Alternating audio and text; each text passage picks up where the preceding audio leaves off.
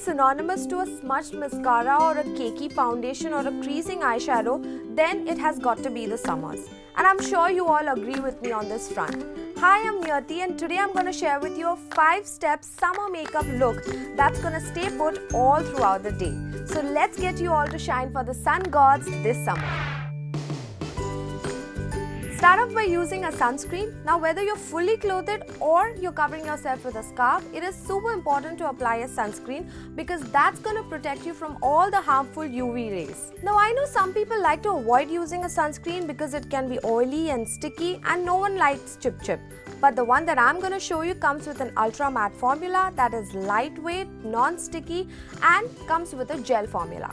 Now my mom used to tell me this all the time that apply a moisturizer right after a sunscreen because that's gonna make sure that your skin stays hydrated all throughout the day. Now once the moisturizer is soaked into your skin, just apply a primer with your fingertips all throughout your face because that's gonna make sure that your makeup stays put. As for summers, skip the heavy foundation because runny foundation is going to be one of the biggest problems that you're going to face in the summers. So I'm going to opt for a lightweight mousse. Not only is it feather light, but it's also the perfect kind of makeup tint that you need for the summers. So apply it evenly on your face and on the neck. Step eyes. Summer is not the time for a heavy eye makeup, even if you're going for a party. I would suggest a basic nude or a brown matte eyeshadow that's going to do all the trick. Using a nude color from this palette, I'm going to apply it all over my eyelids and blend it well. Make sure you use just a wee bit so it's not too overpowering. Swipe on some mascara and your eye makeup is set. Highlight. Highlighted skin is synonymous to summer makeup look. Not only will it give you a sun-kissed skin, but it will also give you that much needed glow. Using this highlighting duo palette, apply the highlighter on the high points of your face. Blush.